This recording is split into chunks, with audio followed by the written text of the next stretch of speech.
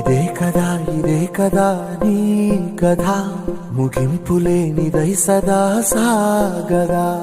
ఇదే కదా నీ కథ, ముగింపులేనిదై సదా సాగదా. నీ కంటి రెప్పలంచున మనస్సు నిండి పొంగిన ఓ నీటి బిందువే కదా నువ్వెతుకుతున్న సంపద. ఒక్కొక్క జ్ఞాపకానికి 100 ఏళ్ల ఆయువుందిగా, ఇంకెన్ని ముందువే